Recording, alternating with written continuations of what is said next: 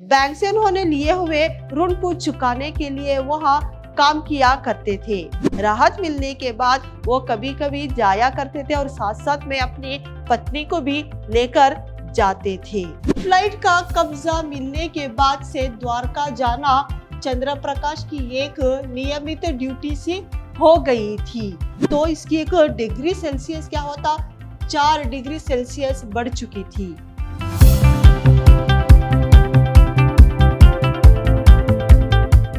नमस्कार, मैं हूं मेहरताज, आदित्य विद्याश्रम की हिंदी प्रवक्ता।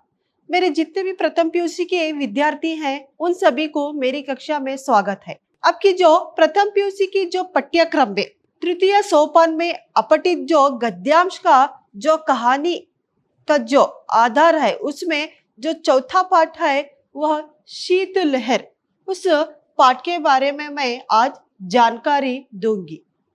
तो इस पाठ के बारे में जानकारी देने से पहले इस जो पाठ के कहानीकारक है उन कहानीकारक का छोटा सा मैं आज परिचय दूंगी। तो इस जो कहानीकारक के जो कवि है डॉक्टर जयप्रकाश करदम और उनका जन्म 5 जुलाई 1958 में ग्राम इंदरगढ़ी गाजियाबाद उत्तर प्रदेश में उनका जन्म होता है और इन्हें हिंदी साहित्य के एक कहानीकारक, एक वर्तमान कहानीकारक कहकर भी बुलाया गया है। और दूसरा, इनके प्रमुख रचनाएं करुणा, छप्पर, गूंगा नहीं था मैं और तिनका तिनका आग, बस्तियों से बाहर, काव्य संग्रह आदि से यह प्रमुख इनके रचनाएं होते हैं। तो देखिए, जो आप इसका जो शीतलहर इस जो पाठ में किस तरह यहाँ कवि जो जयप्रकाश करदम जी क्या यहाँ पर कहानी पर बताना चाहते हैं कहकर आपको समझाओगे। तो सबसे पहले इस प्रस्तुत जो कहानी में इस तरह बताते हैं कि जो शीतलहर के प्रकोप से त्रस्त और आश्रय विहीनित लोगों को यहाँ दिखाया गया है। जैसे कि यह जो इसमें एक और फटेहाल, नंग, अधनंगे स्त्री, पुरुष और बच्चों को यहाँ पर दिखाया जाता है। जैसे कि शीतलहर से किस तरह यहाँ ठंड से जो शीत की लहरों से किस तरह यहाँ तड़पते रहते हैं, इस तड़पते रहे जो नंग कोई भूखे से रहते हैं और नंग अधनंगे रहते हैं, इस तरह का एक मार्मिक चित्रण यहाँ पर इन्होंने बताया गया है। और दूसरा, जो शीतलहर में ठिठुरने का सजीव चित्रण है तो वही दूसरी ओर की मानसिकता वाले लोग, और दूसरा जो जेंट्री की बातें कर चंद्रप्रकाश को अपने ही फ्लाइट में बेघर लोगों को, जो चंद्रप्रकाश की जो फ्लाइट रहती है वो फ्लैट में जो लोगों को जो बेघर कर दिया जाता है, क्योंकि यह जब चंद्रप्रकाश जी यह अपने जो फ्लैट में रहने के लिए जो बेघर लोगों को रहने के लिए बताया तो वहां के जो रहने वाले जो जेंट्री उन्होंने क्या करते हैं, उन्हें बेघर कर दिया जाता है। यहाँ पर उन्होंने यह चित्रण किया गया है। और दूसरा, चंद्रप्रकाश चाहते हुए भी मन महसूस कर रह जाता है। इस कथा को बेरोजगारी जैसी ज्वलंत समस्या पर भी प्रकाश डाला गया है।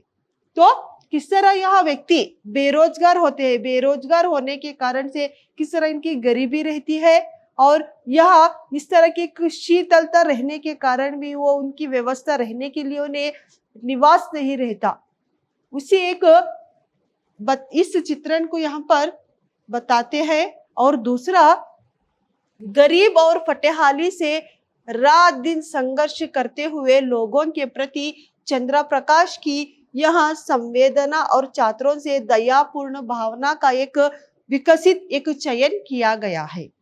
तो किस तरह यहाँ पर निरुद्योगी रहते हैं और दूसरा, गरीब और फटेहाली, कोई भी ना कपड़े ना रहने के कारण भूखे रहते हैं, खाना कुछ भी नहीं रहने के कारण और निवास ना रहने के कारण से किस तरह बेघर हो जाते हैं, वो इस तरह का एक जीवन बिताते हैं कहकर इस जो छात्राओं को इन्होंने बताते हुए एक चयन किया गया है।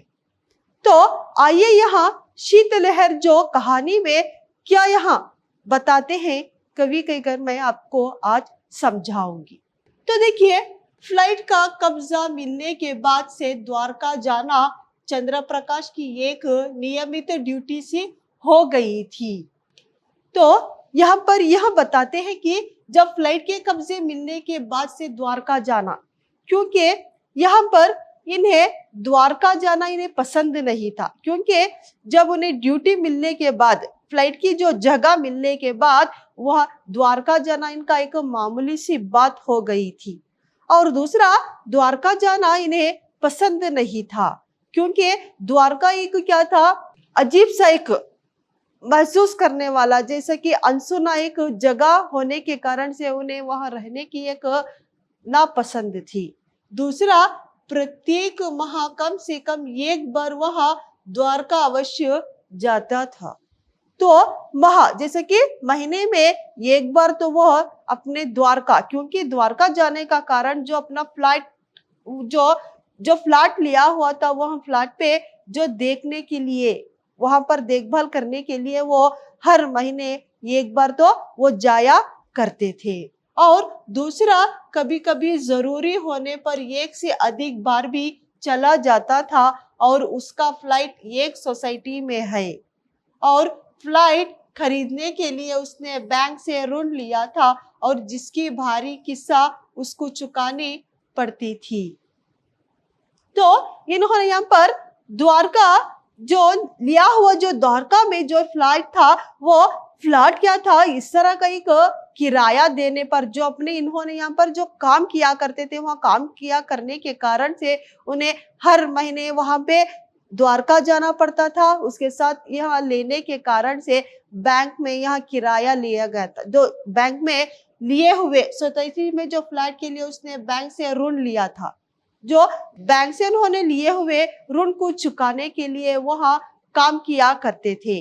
और या उनकी जो सरकारी नौकरी होने के कारण से हर महीना उन्हें इस फ्लैट के लिए कुछ किराए देने का एक मजबूरी हो रही थी। तो इस तरह में चंद्र प्रकाश का एक फ्लाइट एक रुपया हाउसिंग सोसाइटी में था, एक ग्रुप हाउसिंग सोसाइटी में था, और सोसाइटी के अधिकांश सदस्य केंद्र सरकार के अधिकारी और कर्मचारी, जिनमें से अधिकांश सरकारी आवासों में रह रहे थे। तो यहाँ यह बताते हैं कि जो इन्होंने लिए हुए जो चंद्र प्रकाश का जो फ्लाइट है वो एक ग्रुप हाउसिंग सोसाइटी में था, उनका जो लिए हुए एक जगह थी वो ग्रुप हाउसिंग सोसाइटी में था। तो वो हर महीना उसका किराया देना था, और दूसरा उनका एक अपना किराया, अपना जो फ्लैट रहने के कारण भी, एक अपना फ्लैट रहने के कारण भी वो हर अपने जो किराए के एक फ्लैट में रहने की एक मजबूरी थी, क्योंकि वो सरकारी नौकरी होने के कारण से वो इस जगह पे उन्हें, क्योंकि आने जाने के लिए बहुत ज्यादा दूर हो रही थी, इसलिए अपनी जो क्या था इस जगह में ही इन्होंने क्या करते हैं, फ्लैट लेकर वो किराया दिया करते थे। और वहां पर अधिक से अधिक सरकारी अधिकारी, कर्मचारी, इस तरह के लोग ही वहां फ्लैट में रहा करते थे। और दूसरा, कुछ के अपने मकान थे, और सोसाइटी के बहुत से सदस्य ऐसे भी थे जो सेवानिवृत्ति हो चुके थे और क्या है, सेटल हो चुके, अपने बच्चों के साथ रहते थे। तो कुछ लोग इस तरह के भी वहां पर इस फ्लैट में रहते थे कि कुछ लोग के अपने ही खुद के मकान थे, फिर भी वो इस अपने काम के लिए, क्योंकि अपना काम, क्योंकि अपना खुद का घर रहने के कारण भी वो इस तरह के एक फ्लैट में रहा करते थे, क्योंकि उनकी जो काम का सरकारी नौकरी के कारण से रहा करते थे। और दूसरा, कुछ लोगों की पहले से ही अपने बच्चों की, और जो ऑलरेडी ये पहले ही सेटल हो गए थे, वो फ्लैट में सेटल होने के कारण से उनके साथ भी वो रहना पड़ता था। इस तरह के कर्मचारी और सरकारी नौकरों की रहने के कारण से यह इस फ्लैट में रहना पड़ता था, यह जो कवि को।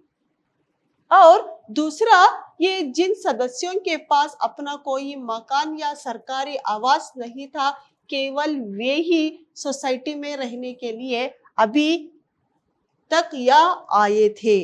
तो कुछ लोग थे, इस तरह के लोग थे कि कुछ लोगों के पास अपना खुद का एक घर नहीं था, रहने के लिए कोई निवास ना रहने के कारण से वो अभी तक भी कुछ सालों तक भी उस फ्लैट में रहा करते थे, आया करते थे और रहा करते थे। और दूसरा यही वजह थी कि फ्लाइट का कब्जा लिए 1 साल से ऊपर भी बीत जाने के बाद भी वहां दूसरे लोग यहाँ पर नहीं आया करते थे। तो इस वजह से यहाँ बहुत सारे लोग क्या थे, कम, यहाँ फ्लैट में बहुत कम लोग रहा करते थे, क्योंकि कुछ लोग अपना घर रहने के कारण से और कुछ लोग अपने बच्चों का एक सेटल हो गए थे, उन सेटल के कारण से वो रहना चाहते थे। इस तरह का कुछ लोग अपना कोई निवास ना रहने के कारण से उस फ्लैट में रहकर अपनी रहते थे, और कुछ लोग नौकरी के कारण से वहां रहा करते थे। तो इस वजह से वो साल में कितना है, यहाँ पर साल के ऊपर बीत जाने के बाद भी वहां बहुत सारे लोग वहां कम रहा करते थे। और वहां पर क्या थी, लक्ष्मीबाई नगर में 4 कमरों का सरकारी आवास था। तो जब भी यहाँ पर यह बताते हैं कि तब ये चंद्र प्रकाश के पास एक लक्ष्मीबाई, उसी जो जो पास जो काम किया करते हैं, जो सरकारी नौकरी करते हैं, वो कचेरी के सो पास ही एक लक्ष्मीबाई नगर में उनका अपना सा एक क्या होता है, फ्लैट रहता है। रहने के बावजूद भी वह इस तरह के यहाँ गांव में आकर यह फ्लैट में रहा करते थे, क्योंकि इसकी एक दूरी होने के कारण से। लक्ष्मीबाई नगर उसके ऑफिस के बहुत पास और दिल्ली के केंद्र में था। तो इनका घर यहाँ था कि एक लक्ष्मीबाई के एक क्या था, दिल्ली के केंद्र में इनका एक लक्ष्मीबाई नगर था, वहां पर इनका एक फ्लैट रहा करता था। तो दूसरा, सोसाइटी के अधिकांश फ्लैट खाली पड़े थे, लेकिन चाहे किसी फ्लैट में कोई रहता तो अथवा खाली पड़ा हो, और सोसाइटी तभी फ्लैट मालिकों से प्रति माह 1,000 रुपये रख रखाव का खर्च लेती थी। और यह चंद्र प्रकाश को भी हर महीने सोसाइटी को रख रखाव खर्च देने के द्वारका जाना होता था। जब भी वहां सोसाइटी जाता, लगे हाथों चौकीदार से ये बात का जायजा लेना नहीं भूलता था कि सोसाइटी में अब कितने लोग आ गए हैं और तथा किराए का क्या रेट चल रहा है। क्योंकि यहाँ चंद्र प्रकाश जी अपना जो घर, जो अपना फ्लैट लिया था, वहां फ्लैट भी खाली पड़ा हुआ था। खाली पड़ा होने के कारण से वो हर महीने जब भी जाते, वो हर महीने रखा रखाव करने के लिए, क्योंकि वहां जो उसकी देखभाल करने के लिए जो रहने वाले कामकाज के लिए उन्हें हर वक्त फ्लाइट के जो मालिकों के पास जाते और हर महीने सोसाइटी को रख रखाव के लिए, खर्च के लिए द्वारका जाना होता था। तो इस तरह एक द्वारका जाना उन्हें हर महीने पड़ता था, और वहां पर 1,000 रुपये खर्च भी करके आ जाते थे, क्योंकि रख रखाव के लिए, देखभाल के लिए। क्योंकि वो अपना जो था, अपना जो लक्ष्मीबाई नगर में अपना एक फ्लैट रहने के कारण भी वो द्वारका के एक फ्लैट के पास रहते थे, क्योंकि नौकरी के कारण उन्हें नहीं पसंद था कि उस द्वारका के एक नगर में जो रहकर, जो फ्लैट में रहकर वो काम किया करे, क्योंकि वो मजबूरी में काम किया करते थे, क्योंकि उनकी सरकारी नौकरी होने के कारण से वह फ्लैट में ही रहकर, वो द्वारका के जो रहने वाले एक सोसाइटी के एक फ्लैट में ही रहकर काम किया करते थे। लेकिन असल में इनकी एक अपनी ही फ्लैट लक्ष्मीबाई नगर में थी, इसलिए वो हर महीने वह नगर में जाया करते, जाकर अपना जो फ्लैट का देखभाल करके, वहाँ जो रख रखाव के लिए 1,000 रुपये खर्च करके उसे देखभाल करके पूछते, और साथ साथ में इस तरह बता के आते कि उस जो फ्लैट में कितने लोग रहते हैं और वहाँ उसका रेट कितना चल रहा है, और वहाँ लोग में अब कितना वहां पर किराया आया है, कई बार इस तरह पूछताछ करके आते। पूछताछ करने के बावजूद उन्हें थोड़ा सा एक ठंडक मिलता कि क्योंकि वहाँ जो रहने वाला एक फ्लैट में जो आने वाला किराया से उनकी जो होने वाली खर्च में आराम से बिताया करते थे। इस तरह बिताया करने से उन्हें अपनी जो खर्च है और जो अपना जो खर्च में जो संभालना, सरकारी नौकरी जो करते थे उसमें जो अपने रहने वाले फ्लैट में ही चला जाता था किराया, फिर भी अपना फ्लैट से जो आया हुआ जो पैसे से अपना खर्च किया करते थे। तो इससे वो बार बार वहाँ लक्ष्मी नगर में जाकर बातचीत करके वहाँ देखभाल करके आते थे और इन्हें इतना भी यहाँ सुकून मिलता कि वहाँ हर वक्त जाने के बाद वो सभी कमरों को खोलकर एक बार देखा करके आते थे, देखभाल करके आते थे। उस हर कमरे को खोल के वो साफ सुथरा रहता है या खाली रहता है कहकर उसकी जांच बिचान करके वो दोबारा यहाँ पर आ जाते थे। इस तरह इन्होंने यह काम किया करते थे।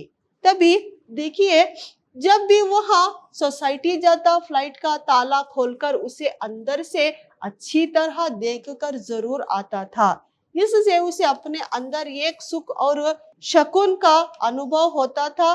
कभी कभी चंद्र प्रकाश की पत्नी भी उसके साथ चली जाती थी।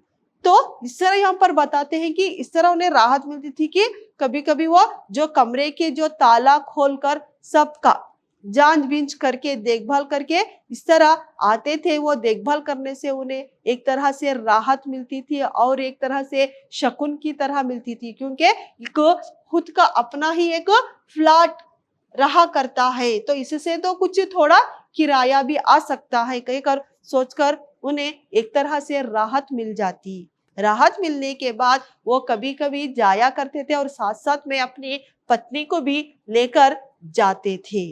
तो इस तरह इनका एक और लक्ष्मीबाई नगर में जो रहने वाला फ्लैट के बारे में इन्होंने यहाँ बताते हैं। तो तभी जनवरी का तब पहला रविवार था तो तभी इन्होंने सोचते हैं कि वह रविवार का जब हर महीने उन्हें जब छुट्टियां मिलती वो छुट्टियों में यहाँ लक्ष्मीबाई नगर जाकर वह देखभाल करके आते। तभी उन्होंने अपनी पत्नी के साथ जाते हैं। जनवरी का जो पहला रविवार रहता है तभी चंद्र प्रकाश अपनी पत्नी के साथ मारुति कार में बैठ द्वारका जा रहा था। बाहर कड़ाके की ठंड थी, साथ में शरीर के भीतर से पार हो जाने वाली तेज हवा चल रही थी और कई दिन से सूरज नहीं निकला था। इससे दिन में तापमान 15 डिग्री सेल्सियस से ऊपर नहीं जा रहा था और रात में पार के 4 डिग्री सेल्सियस तक नीचे जा रहा था। कई साल के बाद दिल्ली में इतनी तेज ठंड पड़ी थी, समूच उतनी भारत जैसा शीत लहर की चपेट में था। बिना समुचित गर्म कपड़ों के घर से बाहर निकलना मौत की दावत देना था। अनेक लोग इस शीत लहर का शिकार हो चुके थे। तो यहाँ पर बताते हैं कि तभी उन्होंने अपनी पत्नी के साथ बैठते हुए द्वारका रहा करते थे। द्वारका जा रहा था तो बाहर कड़ाके की।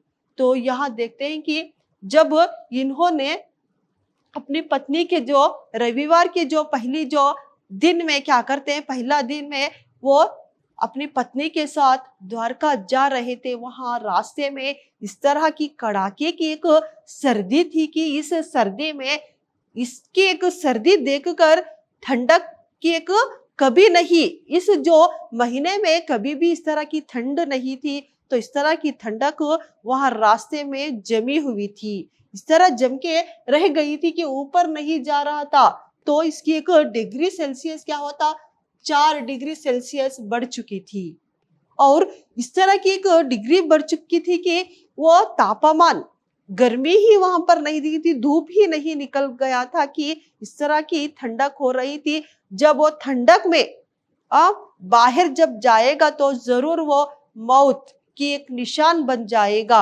इस तरह की कड़ाके की ठंडक वहां थी और दूसरा उस ठंड से इस तरह के एक रोग कांप रहे थे कि कुछ लोगों की वहां पर मौत भी हो गई थी। इस तरह की एक राह वो अपनी पत्नी दोनों देखते हुए अपने जो क्या होते हैं जाते हैं, अपनी जो कार में जाते रहते हैं। तभी इस तरह की एक बर्फ की तरह ठंडक देकर वो डर जाते हैं। तभी अनेक लोग इस शीत लहर से शिकार हो गए थे। इस तरह का ही कोई शिकार, कुछ लोग वहां पर इस शीतता से, इस शीत का एक तड़पता हुआ ना देखकर वह कुछ लोग अपना प्राण भी दे चुके थे, इसका एक शिकार भी बन चुके थे।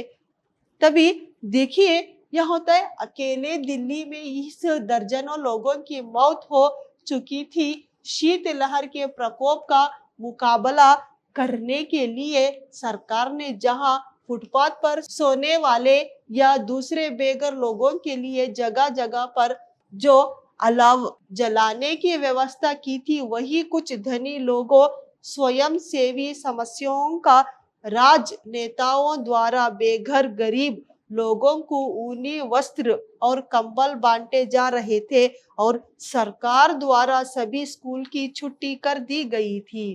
तभी अकेले वहां पर दिल्ली में दर्जनी लोगों की मौत भी हो चुकी थी और दूसरा लहर के प्रकोप से मुकाबला करने के लिए सरकार ने बहुत सारे इंतजाम किया करे थे। इस तरह के इंतजाम किया करे थे कि रास्ते में जो रहने वाले लोगों को, जैसे कि बेघर लोग रहते हैं, जो कोई बहुत ज्यादा जो गरीब लोग रहते हैं, गरीब लोगों के लिए यहाँ पर कुछ इंतजाम किया गया था। जैसे कि रास्ते के ओर अलाव जलाया गया था। जैसे कि अलाव का मतलब जैसे कि आग से जो शाख लेना, इस तरह का एक व्यवस्था किया गया था। और सरकार ने उस तरह बेघर लोगों के लिए कुछ कपड़े, खाने के लिए इस तरह का, और ओढ़ने के लिए कुछ कंबल वगैरह, इस तरह एक चीजें उन्हें देकर उनकी एक आरोग्य का एक व्यवस्था किया गया था। इस तरह की एक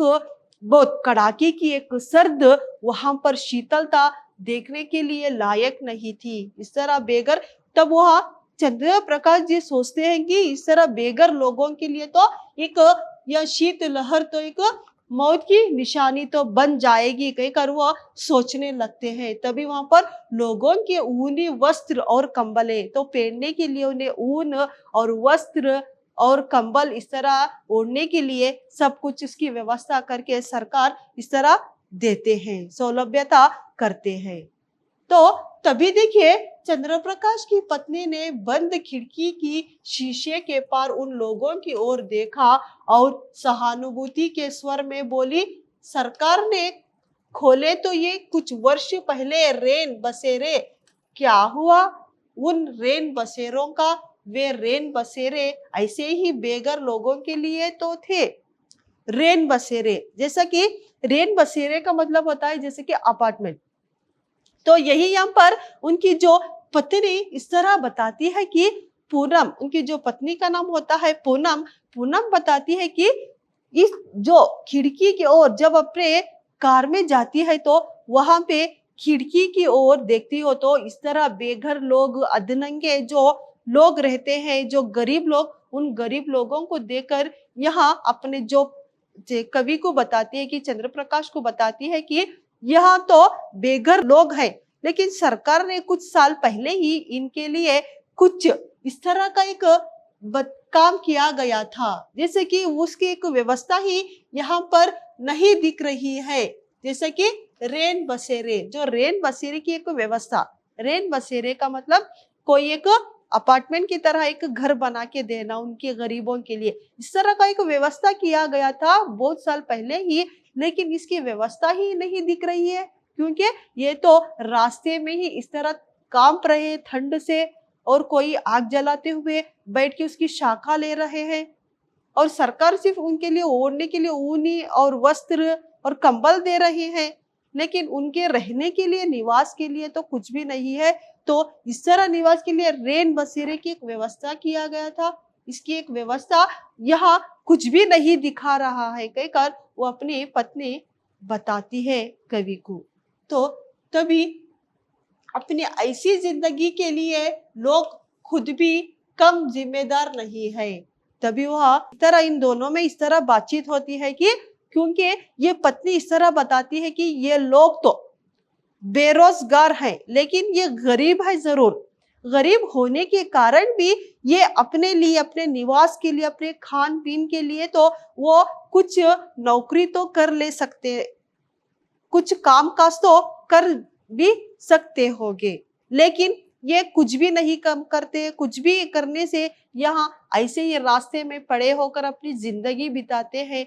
क्यों इस तरह ये बेघर हो गए हैं कहकर वो बताती है, तो तभी जिंदगी के लिए लोग खुद भी कम जिम्मेदार नहीं है। तो इस तरह यह बताती है कि वो लोग अपनी जो जिंदगी के लिए वो भी एक जिम्मेदार होते हैं। सरकार ही नहीं जिम्मेदार होता, वो खुद भी जिम्मेदार होता है, क्योंकि सरकार तो उन्हें बहुत सारी व्यवस्था तो कर दिया गया है, लेकिन उस व्यवस्था का इस्तेमाल तो ये लोग तो नहीं कर रहे, क्योंकि कुछ काम काज तो कर लिया होगा या कुछ नौकरी तो कर लिया होगी, तो ये इन्हें इस तरह का एक तकलीफ नहीं होगी, इस तरह बेघर नहीं रहेंगे, अधनंगे नहीं रहेंगे, गरीब होकर इस रास्ते में नहीं भटकते रहेंगे कहकर यहाँ बताती है। और दूसरा, यदि ये लोग मेहनत से कमाए तो इस तरह जहाँ फुटपाथ पर भूखे नंगे क्यों पड़े रहे।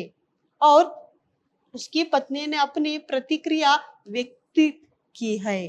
तो इस तरह बताती है कि जब वो कुछ कमाए हो तो, कुछ काम किया हो तो ये भूखे नंगे क्यों पड़े रहे, तो इस तरह फुटपाथ पे नहीं पड़ेंगे, कुछ कमाया हो तो, और भूखे नंगे इस तरह नहीं रहेंगे कहकर इस तरह अपना जो व्यवस्था है वो व्यक्त करती है।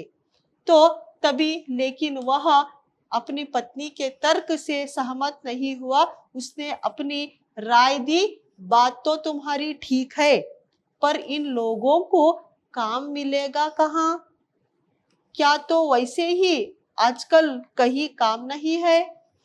तो तभी यहाँ कवि बताते हैं कि तुम्हारी बात तो, इनकी जो पत्नी की बात सुनकर वो सोचते हैं कि तुम्हारी बात तो यहाँ ठीक है, लेकिन इस तरह जो लोगों को काम कौन देगा, तो काम मिलेगा कैसा, और कौन कौन इन्हें काम देगा, कहाँ से ये कमाएंगे, कैसे कमाएंगे, क्योंकि इस तरह बेघर लोगों को, गरीब लोगों को कोई भी काम देने के लिए तैयार नहीं रहेगा।